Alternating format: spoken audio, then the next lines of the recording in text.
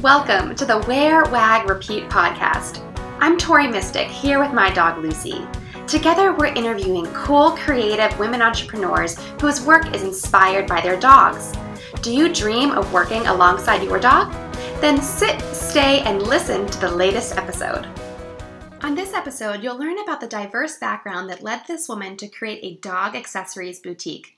Hear how she scaled her business through outsourcing and online tools, and meet her doodle pups that are by her side through it all. Who run the world? Dogs.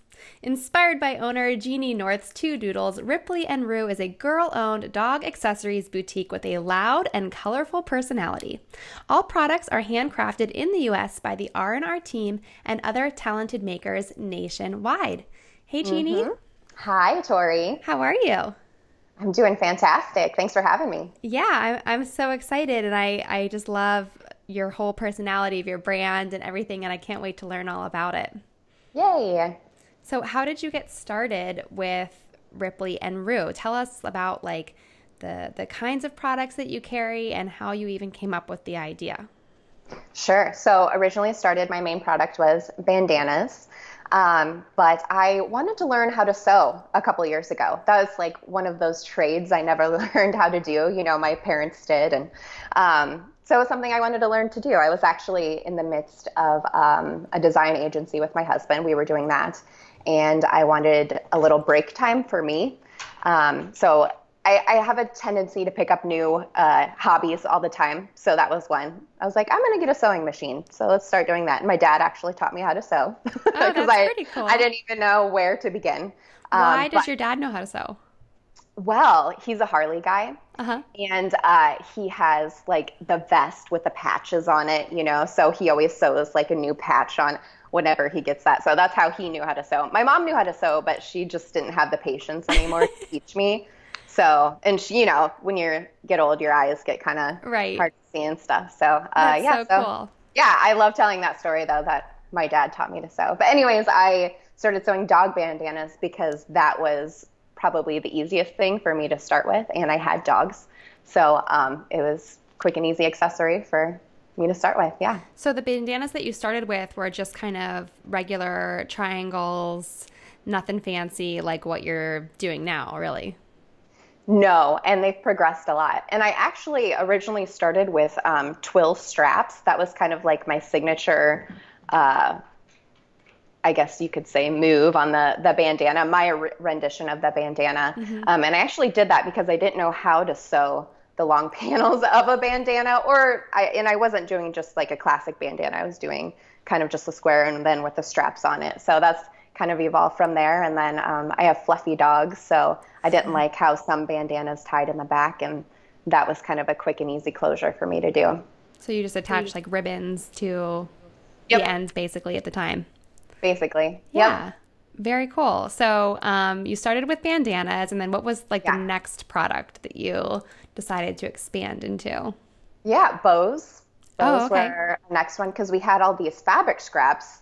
So we're like, well, we should really recycle them instead of just throwing them away. So the remnants, basically, we make into bows. So we're able to recycle those into the same prints that we use. That's awesome. And are you still sewing all of it? Oh, I don't sew at all anymore. No, I have a team now that sews it. So back in February, I think, is when I hired them because Christmas, it was just like, boom, like I couldn't keep up with orders anymore. So it's like, I really need to find someone to help me with this. So yeah, it just happened. I hooked up with another gal that she has like a sewing incubator is what it's called. But basically she's awesome. She's in the tech world and the textile world. And she happened to start up this project that she wanted to employ like stay-at-home moms basically that didn't really have anything to do. So she hires them in her little sew studio, and then they sew for different people, and I'm one of their main companies that they sew for. Oh, wow, that's so interesting. How many people are there working on your products? Usually about 3 people during the week. That's so cool. And then maybe during the holidays it ramps up or something. Probably more. Yeah, we're preparing for that now, so yeah. Was last year your first holiday season in business? Yes. Oh, yes, wow. that was my very first one. Mm-hmm. So what was that like? What did you learn going through that craziness?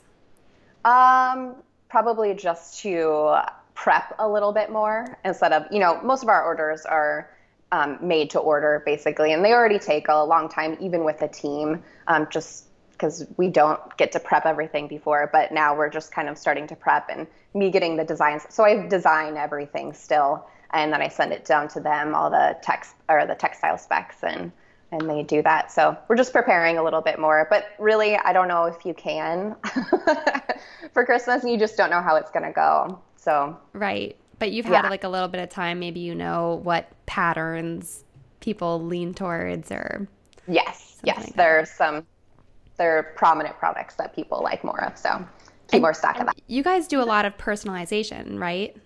Yes. Yep. So that you can't really work in advance on. No, we can make the bandanas ahead of time and the hoodies, but just printing the names on them and everything, that comes later. So I used to have a couple of different Etsy shops, and anything I did personalize for, people love.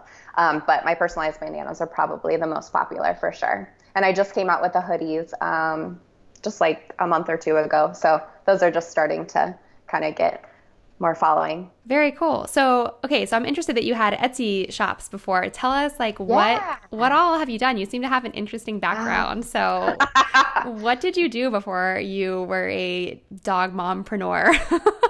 Yeah, well, my first business was making hula hoops.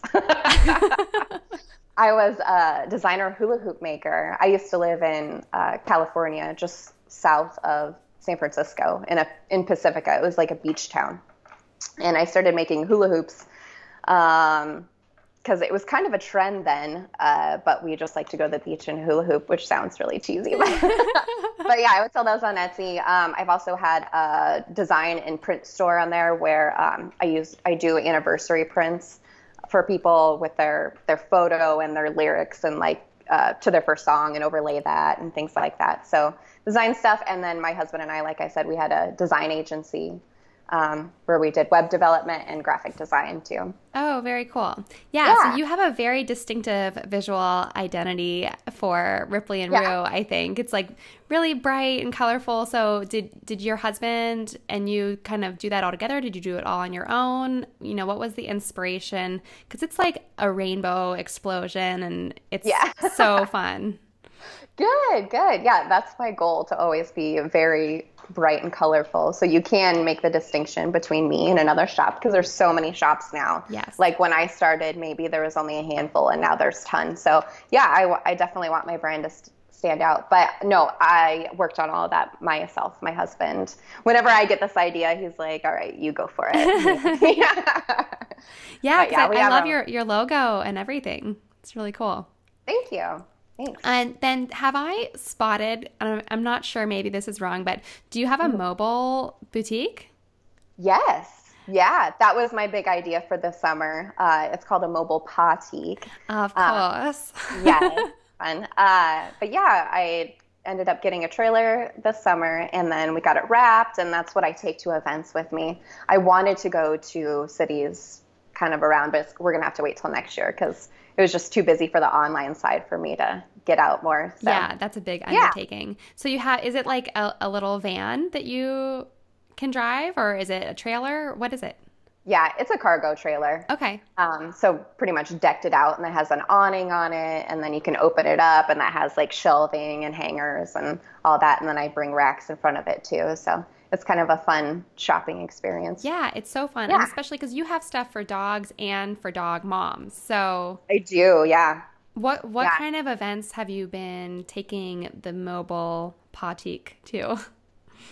Well, pretty much local events. I actually I actually host a lot of the events in Omaha too. I think you kind of you followed me on Instagram on omaha.dog, but that's actually while I was doing my design agency, I actually had a startup with my best friend, and it was called omaha.dog, and we listed dog-friendly businesses and events in Omaha, and then we were going to go nationally, but we ended up getting burnt out because we were doing community and online and trying to get fundraising for the company, and we got burnt out. But yeah, so I was also doing that as well. So when you had the Omaha Dog and you guys were organizing events in Omaha, is that when you kind of got the idea to have the mobile boutique? Yeah. So we had done tons of events. We do Growloween and like pop-up dog parks and things like that. But yeah, I saw an opportunity. I brought Ripley and Rue a couple times to them.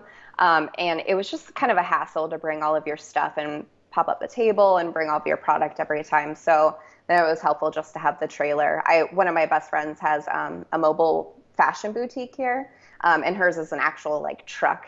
And she just like pulls up to an event and she's ready. And I'm like, man, I wish I could do that, because I like spend, hours loading my car up with product and then getting it all out and everything. So the trailer is much easier, definitely. Yeah, I think that's so awesome, because we do have fashion trucks, mobile fashion trucks here in Pittsburgh also, but I'm way more inclined to buy things for Lucy than to buy things for myself. So I would love if we had a mobile dog boutique. That would be awesome. Mm-hmm. So when someone comes up to your mobile boutique, what is like the first thing they always grab or that makes them smile? Because you have some really cute sayings on everything. Yeah, definitely the dog bandanas, my signature ones with all their fun sayings on it. People really in Omaha specifically, like the human apparel though, like my dog mom shirts and dog mom hats. And so they love that. But yeah, probably the funny sayings on the bandanas catch people kind of off guard. And I have some risque ones too. Right. Like you kind of pointed out. So yeah, I know. I love So some of them, of course, you have like your signature saying, which is "Who run the world?" Dogs, which is Beyonce inspired.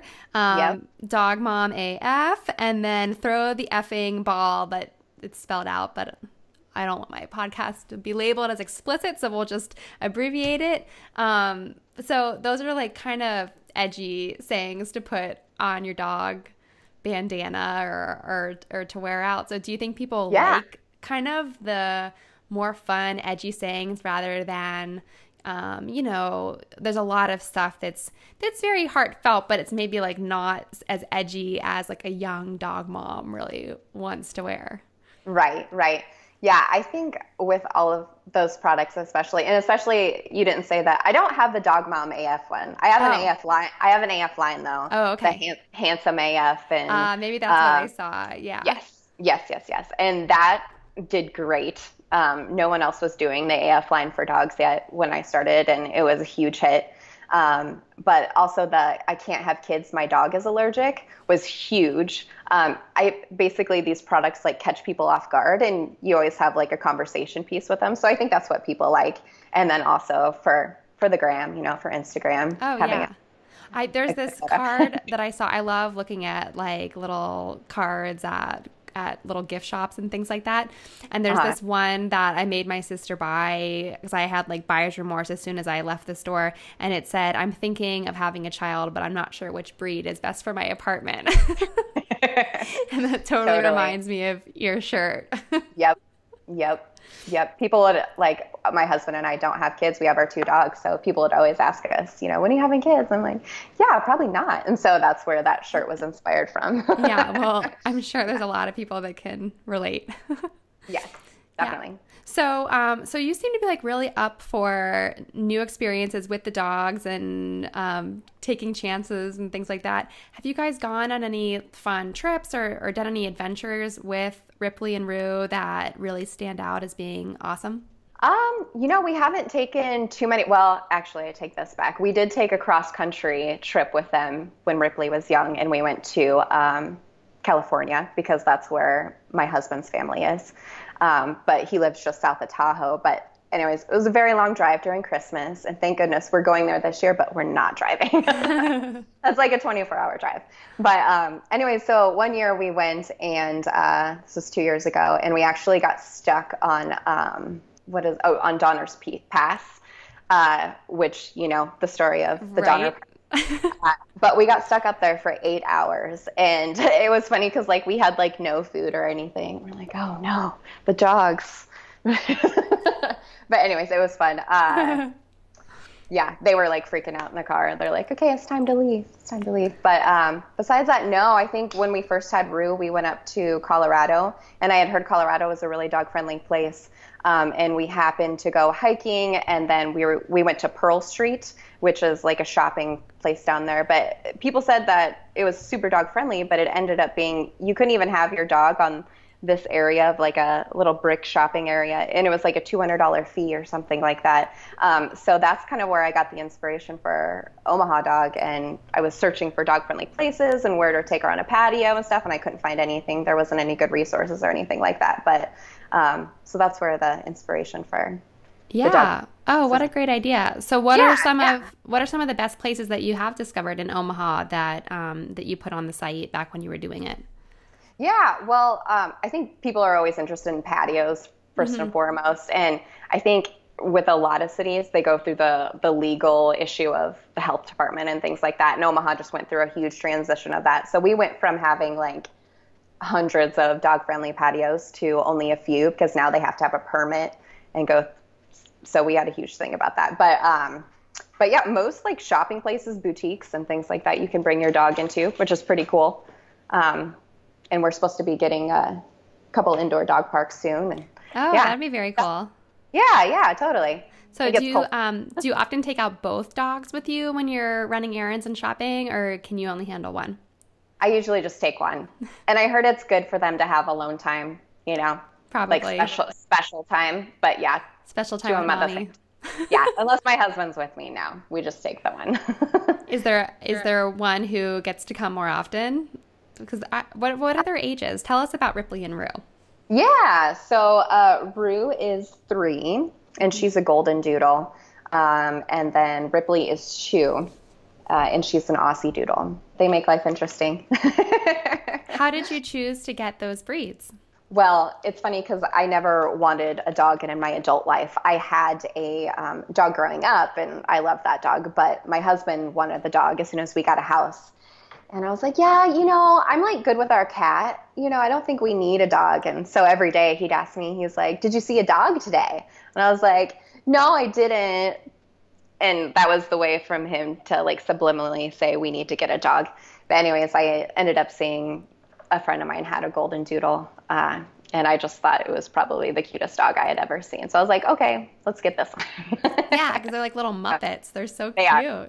Yeah. They're pretty adorable. That's so funny. So you've not been like a crazy dog mom for years. This is kind of a recent thing. It is, yeah. Yeah, so, I was actually a cat person, so crazy. So what have you discovered about the crazy dog mom community that surprised you, if anything?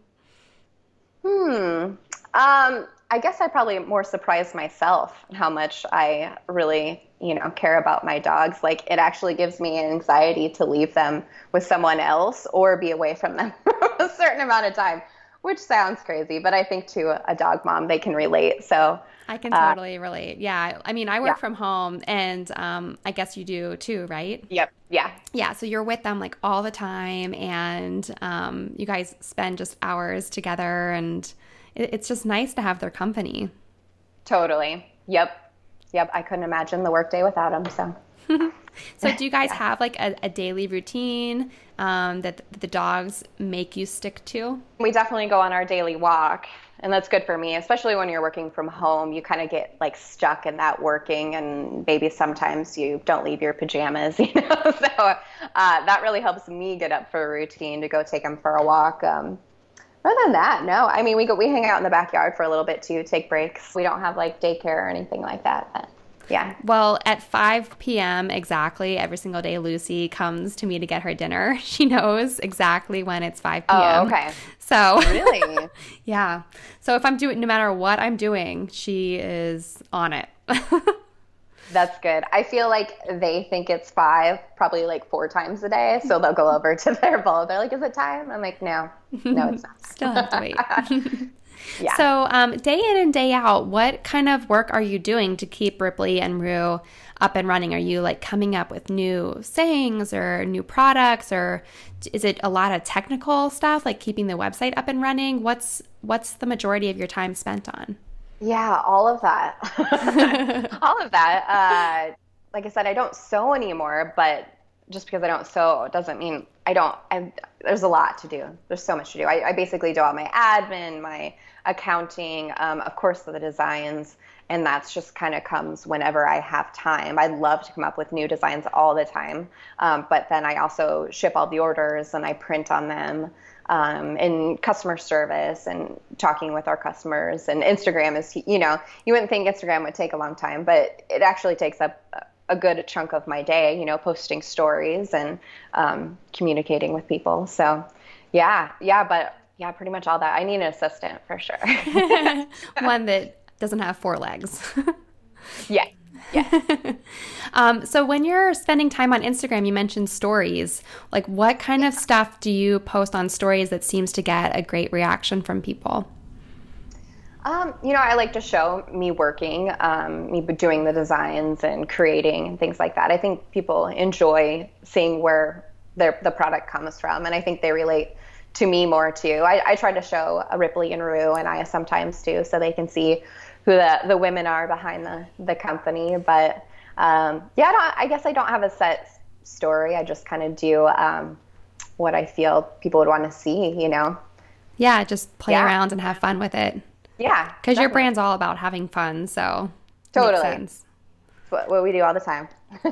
So what other kind of tools do you use to keep your business running? Because you are like a one-woman show, other than, you have the sewers who are making things, but to keep track of your website and your accounting and marketing and just content calendars, like what kind of online tools, or maybe not online, do you use to keep track of it all and make it work? Yeah. Well, for website is Shopify, which is great because it pretty much integrates into everything now. Facebook, Instagram, and my accounting. And then I use QuickBooks for accounting. And then for Instagram, I actually use Later, which is a really cool tool that you can schedule your posts and then also lay them out.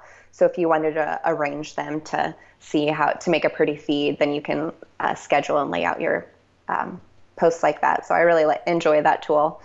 Yeah, I've played around with that. I'm on their email list, and they send out really great tips and tricks that you don't have to have their service to always use. I just yesterday I downloaded 2 new editing apps that they recommended. One of them was called Overlay, and you can put really pretty text over top of your photos. Cool. Just within this app. So there's just an endless variety of things. There is, and there's so many design things too, but I use Photoshop and Illustrator. That's just my design background, so I just go back to the classic tools, but there are a lot of great apps out there too, for sure. Yeah, that's great that you have such a diverse background of making things and graphic design. It seems like you sort of have your finger on the pulse on everything. Yeah, well, thank you. I mean, there's definitely some weak points, but yeah, thank you. Yeah, well, I mean, I think you do a great job. So where do you look to for inspiration to come up with all of your fun sayings? Because Who Run the World Dogs is just so simple, and when you see it, you're like, why didn't I think of that? So where do you look for these things, or does it just come to you in a dream or while you're watching TV or something? Yeah, actually, well, that's kind of half of it. I'll see something that triggers something to me, and I have on my phone the notes. I have this really long thread of ideas, and some I don't even go back to, but a lot of the times, if any time I think of something, I have to write it down right away so I remember it. But the Who Run the World Dogs, I follow a lot of girl boutiques, and I saw a lot of them saying Who Run the World Girls, and I'm like, well, I mean, I'm in the dog industry, and I think, dogs run my life. So that's I was like, yeah, I love it. But actually before that, I did Fur on Fleek. That was kind of our motto in the beginning. And then I noticed other people kind of picked it up and they were using it too. And I was like, well, maybe we need something a little bit more adult. And on fleek is kind of a trend. So so that was our new motto now. Your 2.0 motto. Yeah, 2.0, right. Totally. So one question that I ask all of my guests on the show is what kind of personality traits they share with their dogs. And so many of us spend so much time with our dogs that I think we kind of meld into one person. So what are some of the traits that you share with Ripley and Rue? Yeah.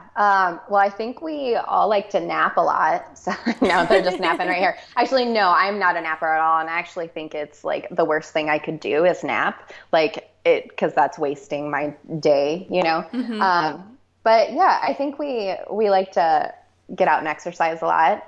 And man, this is a good question. We both like to dress, to the nines, get out and look nice. So all like to dress up. Yeah, we like to dress up. I mean, they didn't say they like to, but right. Well, and all the attention that comes along with being dressed up.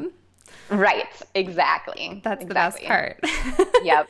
Usually it's followed by treats or some cuddles or something like that. Yep. That's true. Yep. Yeah. And we like food, definitely. So holiday is coming up. So is there anything that people should keep an eye out for from Ripley and Rue? Any exciting holiday products that they should put their orders in now for? Ooh, well, we haven't launched them yet. Okay. But yes, we are coming out with an awesome Christmas line, and then also I'm coming out with a bohemian line of bandanas and collars, which should be really fun. But yeah, we're always working on something. We have new releases all the time. So yeah, just check our Instagram. That's where we post most of our stuff. So tell everyone what your Instagram handle is and the website and the best way to find you. Yeah, definitely. Instagram is where we are mostly. So at Ripley and Rue. Facebook is Ripley Rue /Ripley Rue. Mm-hmm. And then you can contact us through the website for sure, ripleyandrue.com. And yeah. Yeah. And if anyone's in the Omaha area, they can look up for a little pop-up shop somewhere. Yes. We don't have an actual storefront, but can definitely catch us on a couple of holiday boutiques. So. Very, very fun. Well, thank you so much for sharing some time with us and telling us about the story of your brand. It was awesome to hear about it, and I'm sure it's inspired some other dog moms out there too. Yeah, definitely. Thanks for having me. Yeah. Thank you for listening to the Wear Wag Repeat podcast. You can fetch show notes for this episode at wearwagrepeat.com. If you like what you hear, please subscribe so you don't miss an episode. And until next time, Lucy and I will see you around the dog park.